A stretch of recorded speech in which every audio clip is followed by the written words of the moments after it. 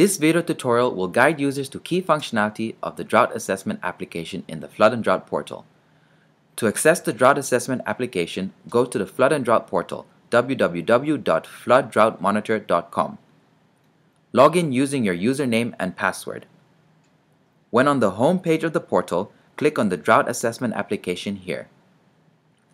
The Drought Assessment application can help users locate and identify drought hazards, estimate impacts, and provide risk assessments. The Drought Assessment application is a map-based application which has two main menus, Warning and Risk. The Warning tab allows you to select a specific data and apply a threshold value to highlight the areas that are affected by a specific hazard.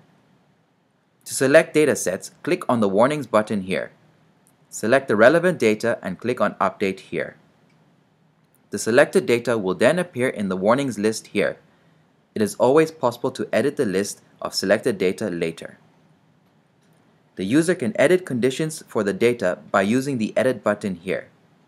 The Edit button is used to edit the threshold value as well as the comparison type to be applied on the hazard, either smaller or larger.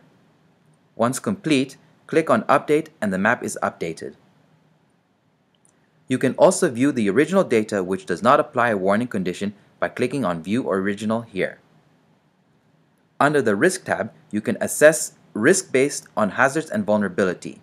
The main output of this page is a map with overlaid hazard and vulnerability. Hazard data sets can be selected by clicking on Hazard button here and updating the list. Users can also edit the color code and values by clicking on the Legend button here. Vulnerabilities datasets can be selected by clicking on Vulnerabilities button here and updating the list. Users can edit the color code and values in the same way as before. Users can also download the final map by clicking on the Download button here.